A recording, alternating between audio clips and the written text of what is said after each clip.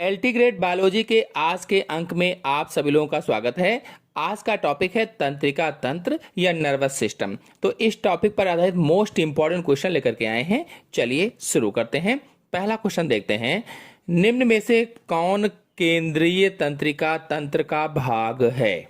मस्तिष्क, मेरुदंड, संवेदांग, दोनों यानी ए और बी।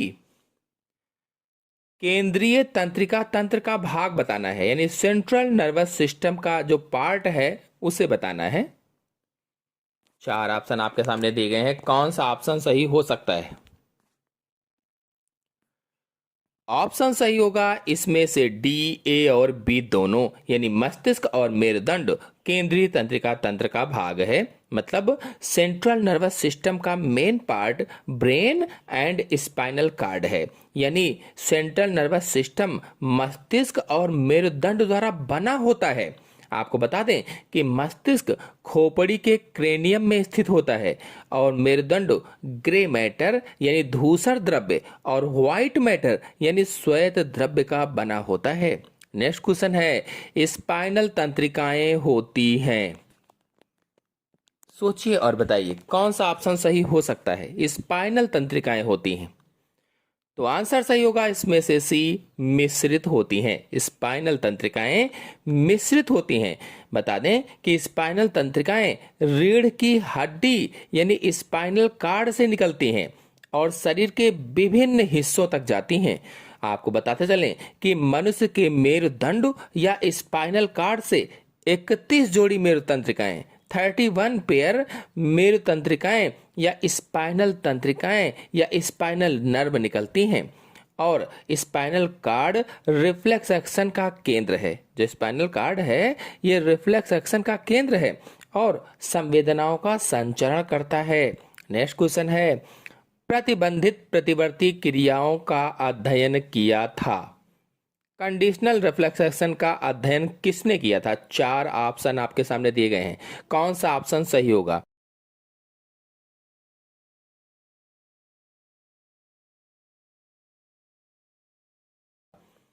तो ऑप्शन सही होगा इसमें से पहला, पावलोव ने किया था। बता दें कि पावलोव एक रूसी फिजियोलॉजिस्ट थे, रूसी फिजियोलॉजिस्ट, और इनका सबसे प्रसिद्ध प्रयोग कुत्ते पर था। इन्होंने इस प्रयोग में कुत्ते को भोजन देने से पहले घंटी बजाई थी और कुछ समय बाद कुत्ते ने घंटी बजने पर ही लार टपकाना शुरू कर दिया था, भले ही उसे भोजन नहीं दिया गया। यह भोजन स्वाभाविक रूप से लार टपकाने की प्रतिक्रिया को प्रेरित करता है। तो इस तरह से इन्होंने प्रयोग किया था। नेक्स्ट क्वेश्चन है, पावलोव ने अपने प्रयोग किए थे, किस पर किए थे? 4 ऑप्शन आपके सामने दिए गए हैं, सोचिए और बताइए कौन सा ऑप्शन सही होगा।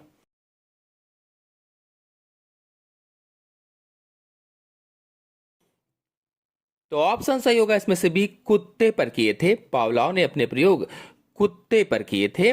आपको बता दें इवान पावलोव ने 19वीं शताब्दी के अंत में कुत्तों पर प्रयोग शुरू किया और यह प्रयोग 1904 में प्रकाशित हुआ था। नेक्स्ट क्वेश्चन है, अग्र मस्तिष्क से संबंधित नहीं है। 4 ऑप्शन आपके सामने दिए गए हैं, कौन सा ऑप्शन सही हो सकता है? सोचिए और सभी लोग बताइए।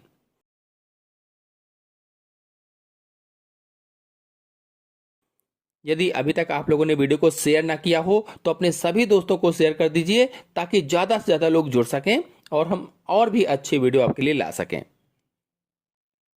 कौन सा ऑप्शन सही होगा? ऑप्शन सही होगा इसमें से डी, अनुमस्तिष्क। यहां पर प्रश्न पूछा गया था कि अग्र मस्तिष्क से संबंधित नहीं है, तो देखिए अग्र मस्तिष्क या इसे फोर ब्रेन कहा जाता है। फोर ब्रेन मस्तिष्क का सबसे आगे का और सबसे बड़ा भाग होता है और इसके कई भाग हैं, जिसमें से पहला है प्रमस्तिष्क या प्रमस्तिष्क को सेरिब्रम भी कहा जाता है, सेरिब्रम। और दूसरा इसका भाग होता है घ्राण पालियां या ऑल्फैक्टरी लोब्स और तीसरा इसका भाग होता है डायेंसेफ्लान। जो अग्र मस्तिष्क है ये 3 भागों का बना होता है, सेरिब्रम, घ्राण पालियां और डायेंसेफ्लान। जो डायेंसेफ्लान है इसके 3 भाग होते हैं, थैलेमस, हाइपोथैलेमस और एपिथैलेमस। तो इस प्रकार से जो तीनों भाग इसमें लिखे गए हैं, पहला यानी ए, बी और सी में, ये अग्र मस्तिष्क से संबंधित हैं, लेकिन जो डी वाला भाग है अनुमस्तिष्क, ये पश्च मस्तिष्क होता है, इससे संबंधित नहीं है।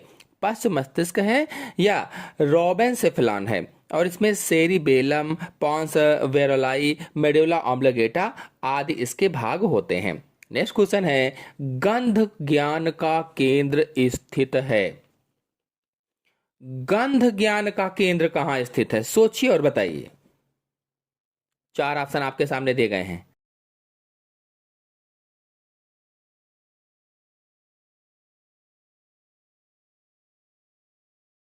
ऑप्शन सही होगा इसमें से पहला, घ्राण पिंड में। बता दें कि ऑल फैक्ट्री लोब्स कहो, चाहे घ्राण पिंड कहो, चाहे राइनेंसेफ्लॉन कहो, तो ये जो ऑल फैक्ट्री लोब्स है या घ्राण पिंड है या राइनेंसेफ्लॉन है, यह गंध की पहचान और व्याख्या करता है, या हम कह सकते हैं कि गंध की अनुभूति का केंद्र मस्तिष्क का घ्राण पिंड होता है। नेक्स्ट क्वेश्चन है, प्रमस्तिष्क है। 4 ऑप्शन आपके सामने दिए गए हैं। प्रमस्तिष्क है पूछा गया, कौन सा ऑप्शन सही होगा? सोचिए और बताइए।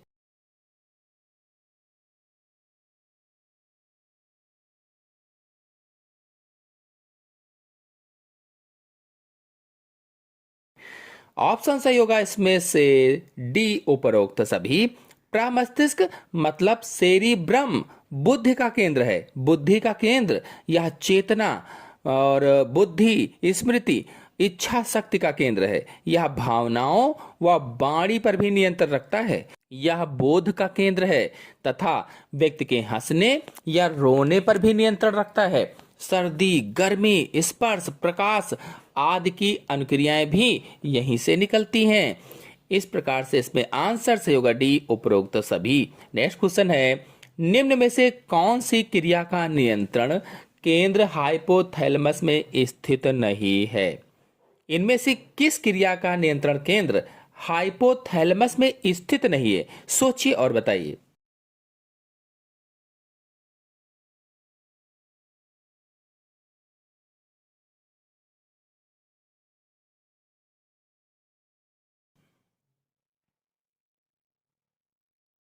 तो ऑप्शन सही होगा इसमें से डी, ज्ञान, स्मृति, वाणी एवं चिंतन, ये हाइपोथैलेमस में स्थित नहीं है। देखिए जो ए, बी और सी ऑप्शन है, ये हाइपोथैलेमस के कार्य हैं, जबकि जो डी ऑप्शन है, यानी डी ऑप्शन में जो लिखा है वो प्रमस्तिष्क या सेरिब्रम का कार्य होता है। ज्ञान, स्मृति, वाणी एवं चिंतन, ये प्रमस्तिष्क या सेरिब्रम का कार्य है। नेक्स्ट क्वेश्चन है, निम्न में से कौन सी क्रिया अग्र मस्तिष्क के भाग सेरिब्रम द्वारा नियंत्रित होती है?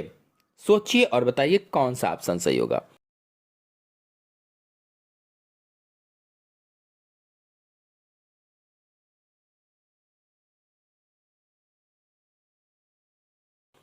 ऑप्शन सही होगा इसमें से डी, ये सभी, यानी बुद्धिमत्ता, रोना, मूत्र त्याग, ये अग्र मस्तिष्क के भाग सेरिब्रम द्वारा नियंत्रित होते हैं।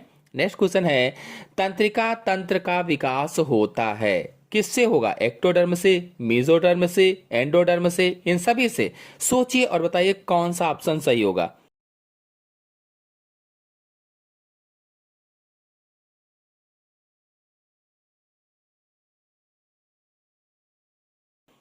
ऑप्शन सही होगा इसमें से पहला, एक्टोडर्म से तंत्रिका तंत्र का विकास होता है, यानी कि तंत्रिका तंत्र का विकास भ्रूण के एक्टोडर्म नामक भ्रूणीय परत से होता है। नेक्स्ट क्वेश्चन है, सशक में कितनी कपाल तंत्रिकाएं होती हैं?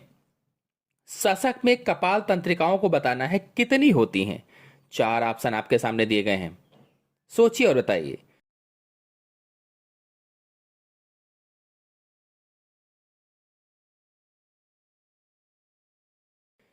आंसर सही होगा इसमें से डी, 12 जोड़ी कपाल तंत्रिकाएं होती हैं।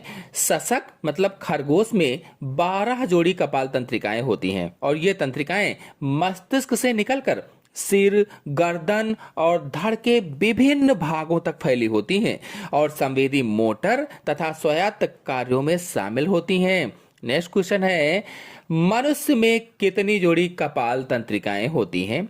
अभी देखिए सशक में पूछा गया था तो 12 जोड़ी था, यहाँ मनुष्य में पूछा गया है तो क्या ऑप्शन सही होगा, सोचिए और बताइए। है मनुष्य में कितने जोड़ी स्पाइनल तंत्रिकाएं पाई जाती हैं। अब यहाँ पर स्पाइनल तंत्रिकाएं पूछी गई हैं, कितनी जोड़ी मनुष्य में पाई जाएंगी, सोचिए और बताइए।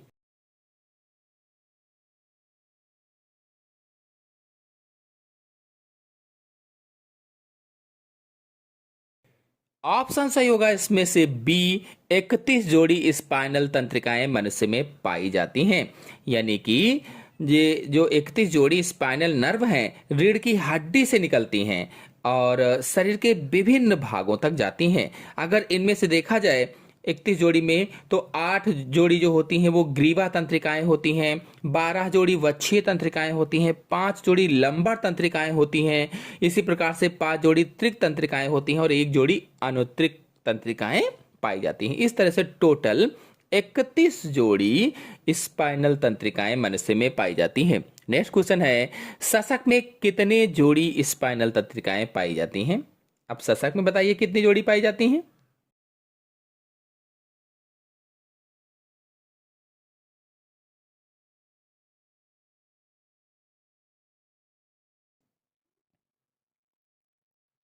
तो आंसर सही होगा इसमें से सी, 37 जोड़ी स्पाइनल तंत्रिकाएं सशक में पाई जाती हैं। नेक्स्ट क्वेश्चन है, एक सामान्य मनुष्य के मस्तिष्क का भार होता है, जो मनुष्य के मस्तिष्क का भार है वो कितना होता है,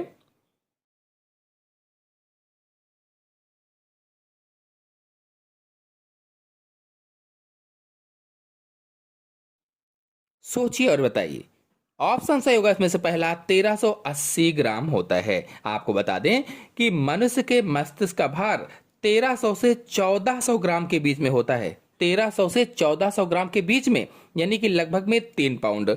और यहाँ पर औसत भार 1380 ग्राम लिखा गया है। नेक्स्ट क्वेश्चन है, तंत्रिका ऊतक की इकाई है, तंत्रिका ऊतक की इकाई बताना है क्या है, सोचिए और बताइए।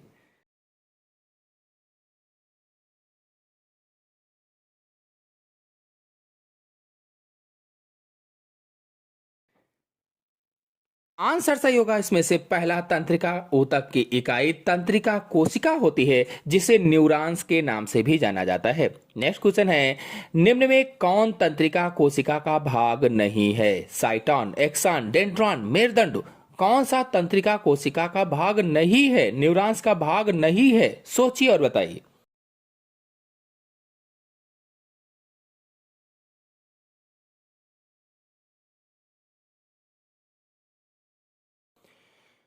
ऑप्शन सही होगा इसमें से डी, मेरुदंड। यह यानी कि जो मेरुदंड है यह केंद्रीय तंत्रिका तंत्र का भाग है, तंत्रिका कोशिका का भाग नहीं है, जबकि साइटॉन, एक्सॉन और डेंड्रन तंत्रिका कोशिका के भाग होते हैं। अगर आप लोग तंत्रिका कोशिका की पूरी संरचना बहुत ही आसान तरीके से समझना चाहते हैं तो हमारे चैनल में वीडियो अपलोडेड है, आप लोग जाकर के अच्छी तरीके से समझ सकते हैं। मस्तिष्क पर भी अपलोडेड है, आप लोग जाकर के वो भी देख सकते हैं। नेक्स्ट क्वेश्चन है, तंत्रिका कोशिकाओं में अनुपस्थित होता है, माइटोकॉन्ड्रिया, गल्जिकाय, सेंट्रोसोम, केंद्रक, क्या अनुपस्थित होता है, सोचिए और बताइए।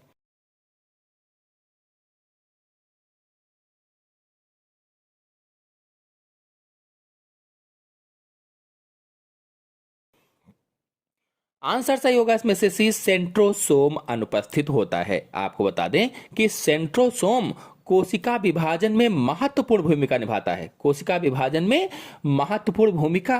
चूंकि न्यूरॉन्स में कोशिका विभाजन की क्षमता नहीं होती है, इसीलिए उसमें सेंट्रोसोम नहीं पाया जाता है। नेक्स्ट क्वेश्चन है, कोणीय परिवर्धन के पश्चात निम्न में से कौन सी कोशिका कभी विभाजित नहीं होती है, तंत्रिका कोशिका, पेशी कोशिका, त्वचा की कोशिका, यकृत कोशिका, कौन सी कोशिका होगी, सोचकर सभी लोग रिप्लाई दें।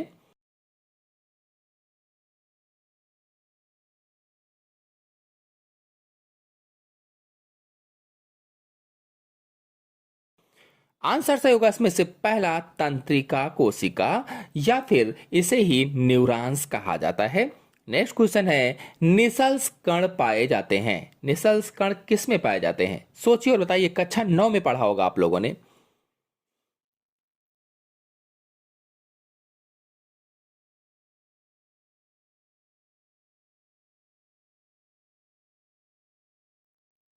आंसर सही होगा इसमें से भी। तंत्रिका कोशिकाओं में निसंस्करण पाए जाते हैं या न्यूरॉन्स में निसंस्करण पाए जाते हैं, क्योंकि तंत्रिका कोशिकाओं को न्यूरॉन्स कहा जाता है।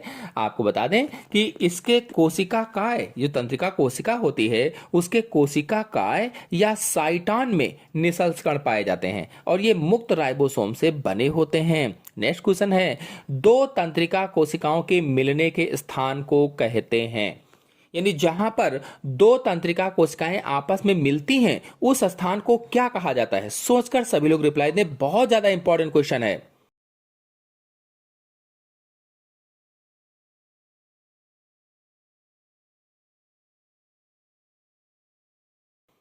आंसर सही होगा इसमें से सी, सिनैप्स कहते हैं, सिनैप्स। नेक्स्ट क्वेश्चन है, दृष्टि पिंड किसका भाग है? दृष्टि पिंड किसका भाग है? प्रमस्तिष्क, मध्य मस्तिष्क, अग्र मस्तिष्क, पश्चिम मस्तिष्क? सोचिए और बताइए।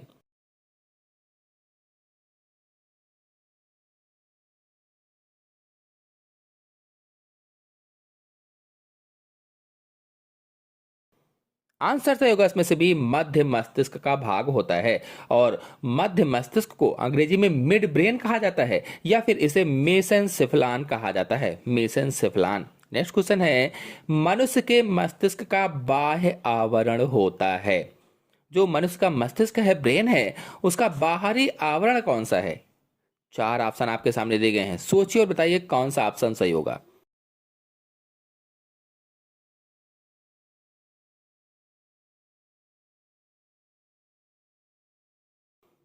ऑप्शन सही होगा पहला, ड्यूरामेटर होता है और इसे कठोर मां भी कहा जाता है। ड्यूरामेटर को कठोर मां के नाम से भी जाना जाता है। नेक्स्ट क्वेश्चन है, पार्किंसंस रोग संबंधित है।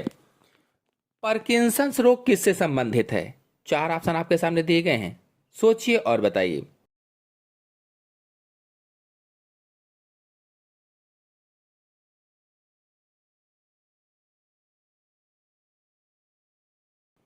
ऑप्शन सही होगा इसमें से पहला, केंद्रीय तंत्रिका तंत्र से संबंधित है पार्किंसंस रोग। और इस रोग में कपकपी होती है, मांसपेशियों में अकड़न होती है, चलने में कठिनाई होती है, बोलने में भी कठिनाई होती है। नेक्स्ट क्वेश्चन है, मस्तिष्क में कार्पस कैलोसम पाया जाता है। कार्पस कैलोसम किसके मस्तिष्क में पाया जाता है?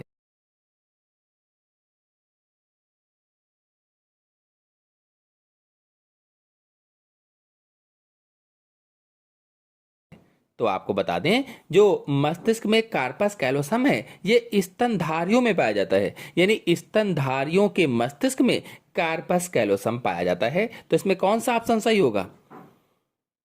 कौन सा स्तनधारी है इसमें? हाथी, कबूतर, घड़ियाल, मेढक? देखिए, जो इसमें मेढक है ये उभयचर है, स्तनधारी नहीं है। जो घड़ियाल है ये सरीसृप है, ये भी स्तनधारी नहीं है। जो कबूतर है ये पक्षी है, इसलिए इसमें ऑप्शन सही होगा पहला, हाथी, ये है स्तनधारी। हाथी में कार्पस कैलोसम पाया जाता है। नेक्स्ट क्वेश्चन है, तंत्रिका कोशिका में क्रिया विभव उत्पन्न होता है। तंत्रिका कोशिका में क्रिया विभव किसके द्वारा उत्पन्न होता है? तो इस क्वेश्चन का आंसर आप लोग बताएंगे कि इस क्वेश्चन में कौन सा आंसर सही होगा। हम आपको हिंट के रूप में दो ऑप्शन दे रहे हैं, इन्हीं दोनों में से आपको बताना है कि कौन सा सही है, के प्लस द्वारा, Na प्लस द्वारा, यानी बी और डी कौन सा सही है? दोनों सही हैं या केवल एक सही है? आपको बताना है। सभी लोग कमेंट बॉक्स में रिप्लाई जरूर करें कि इस क्वेश्चन का आंसर क्या होगा। तो आशा है आपको आज के सभी क्वेश्चन अच्छी तरह समझ में आ गए होंगे और इसमें बचे हुए शेष क्वेश्चन नेक्स्ट पार्ट में लेकर के आएंगे। तो वीडियो को लाइक ना किया हो तो लाइक कर दीजिए, जल्दी से सभी दोस्तों को शेयर कर दीजिए। धन्यवाद।